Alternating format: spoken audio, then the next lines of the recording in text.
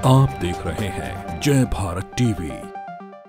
प्रधानमंत्री नरेंद्र मोदी के dream project सैन्य धाम की आज नींव रख दी गई है। रक्षा मंत्री राजनाथ सिंह ने आज देहरादून के गुनियाल गांव में देवभूमि के चौथे धाम यानी सैन्य धाम की आधारशिला रखी। इस मौके पर उत्तराखंड के सीएम पुष्कर धामी, केंद्रीय रक्षा राज्य मंत्री अजय भट्ट समेत कई गणमान्य लोग मौजूद रहे। सैन्य धाम के भूमि पूजन के साथ इस मौके पर 204 शहीद परिजनों को सम्मानित भी किया गया। आपको बता दें कि गुनियाल गांव में अगले 2 साल के भीतर सैन्य धाम का निर्माण पूरा कर लिया जाएगा। इस सैन्य धाम की खासियत होगी कि इसके निर्माण में राज्य के 1434 शहीदों के घर के आंगन की मिट्टी का उपयोग किया जाएगा। शहीदों के आंगन की मिट्टी कलश में एकत्र कर यहां लाई जा चुकी है। इस मौके पर बोलते हुए रक्षा मंत्री राजनाथ सिंह ने देवभूमि को वीरों की भूमि बताया। जैसा मोदी जी ने आज के 4 साल पहले कहा था, उत्तराखंड में 4 धाम है, गंगोत्री है, यमुनोत्री है, केदारनाथ धाम है, बद्रीनाथ धाम है, 5वां धाम सैन्य धाम होना चाहिए। जो उनकी अपेक्षा थी उस अपेक्षा के अनुरूप उत्तराखंड सरकार ने अपना काम प्रारंभ किया है और मुझे खुशी है कि 1734 जो शहीद परिवार हैं उन परिवारों के आंगन की मिट्टी लाकर अब इस उत्तराखंड में सैन्य धाम बनेगा। 50 बीघा जमीन पर बनने वाले सैन्य धाम में 63 करोड़ का खर्च आएगा। सैन्य धाम में अमर जवान ज्योति, एक थिएटर, थल सेना का प्रतीक, एक टैंक, वायु सेना का प्रतीक, लड़ाकू विमान और नवसेना की प्रतीक एक पनडुब्बी यहां रखी जाएगी। इसके अलावा सैन्य धाम में प्रथम विश्व युद्ध से लेकर अब तक शहीद हुए उत्तराखंड के वीर जवानों के नाम और उनकी शौर्य गाथा को अंकित किया जाएगा। सैन्य धाम के भूमि पूजन में बड़ी संख्या में शहीदों के परिजन और पूर्व सैनिक भी पहुंचे। सैन्य धाम के निर्माण और सम्मान से सैन्य परिवार उत्साहित दिखाई दिए। एक छोटे से भौगोलिक भूभाग पर जो उत्तराखंड बसा हुआ है, ये पहाड़ियों की एक ऐसी देवभूमि है जिनके रक्त में सिर्फ मातृभूमि की सेवा और शहादत की भावना और सीमाओं पर रक्षा करने की भावना हमेशा उद्वेलित रहती हैं।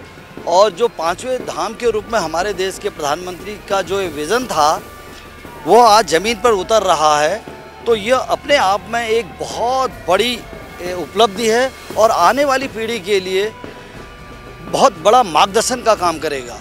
ये बहुत बड़ी उपलब्धि है। इसका तो हम व्याख्यान नहीं कर सकते हैं क्योंकि ये पूरे भारतवर्ष में हमने पहली बार ऐसा देखा है और हम माननीय मोदी जी का और अपने प्रदेश के मुखिया माननीय पुष्कर सिंह धामी जी का, सैनिक कल्याण मंत्री गणेश जोशी जी का हम बहुत बहुत आभार और धन्यवाद प्रकट करते हैं कि उन्होंने एक ऐसी सोच रखी कि सैनिकों का भी एक धाम बनना चाहिए ताकि वो आने वाली जो पीढ़ी है उसको प्रेरणा दे सके और बहुत सारे बच्चे हमारे आने वाले सेना में जाने के लिए प्रेरित होंगे। और निश्चित रूप से हमारी भूमि जो है ये वीरों की भूमि है और इससे एक बड़ा कोई धाम हो नहीं सकता। जो हमारे 4 धाम हैं वो हैं पहले से ही हैं और ये 5वां धाम होने से अब लोगों का पर्यटन में भी यहाँ पर आएंगे, यहाँ धाम में दर्शन करने आएंगे और ये जो है पूरे देश ही नहीं विश्व में भी इसका जो है व्याख्यान किया जाएगा। ये हमारी पूरी आशा है और आज बहुत सफल रहा और हमारे जो माननीय रक्षा मंत्री जी यहाँ पर पहुँचे हैं, हम उनका आपके चैनल के माध्यम से धन्यवाद करते हैं कि उन्होंने सैनिकों को सम्मान दिया और हमारी वीर नारियों को सम्मान दिया, उनको याद किया। हमारा प्रदेश और हमारा देश बहुत अच्छा चल रहा है और सभी संतुष्ट हैं।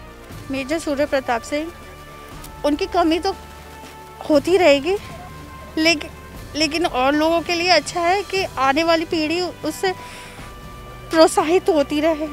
बस थैंक यू सो मच।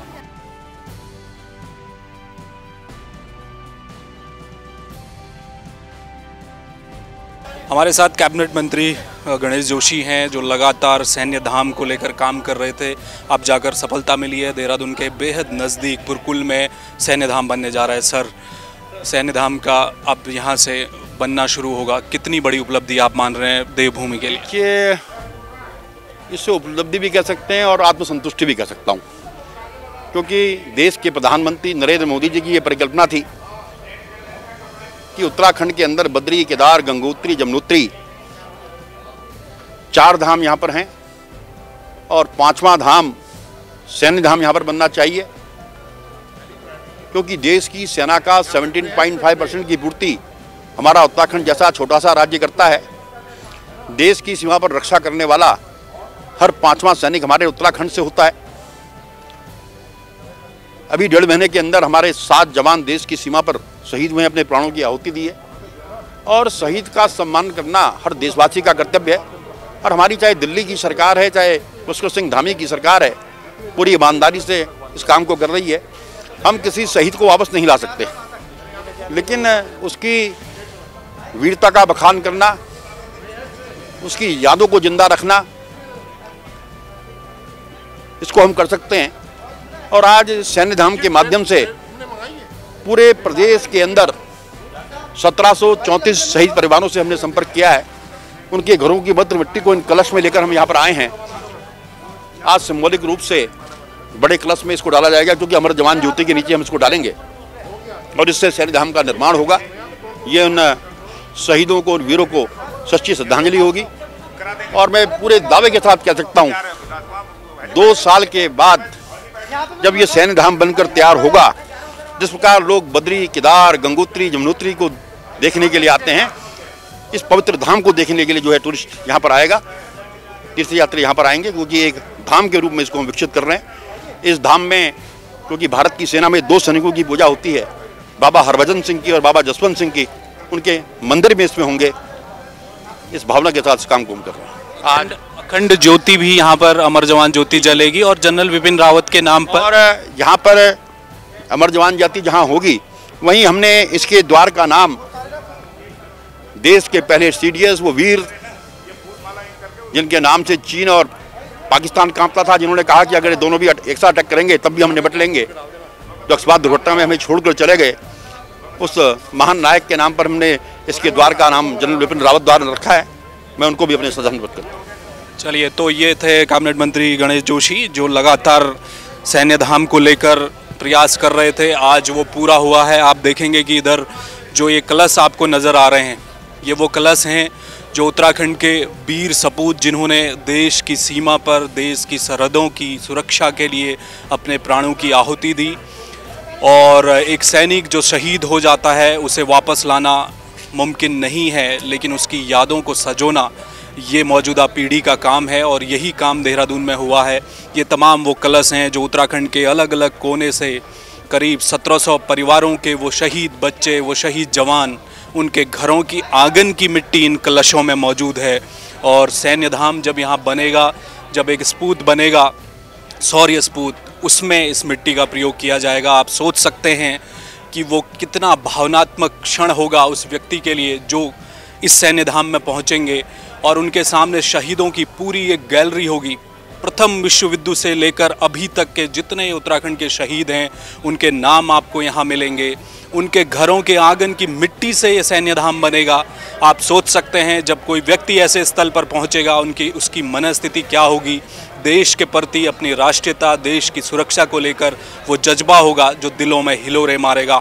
आज देश के रक्षा मंत्री राजनाथ सिंह ने भूमि पूजन किया है और बहुत जल्द 2 साल के भीतर आपको उत्तराखंड में 4था धाम यानी सैन्य धाम बनकर तैयार मिलेगा।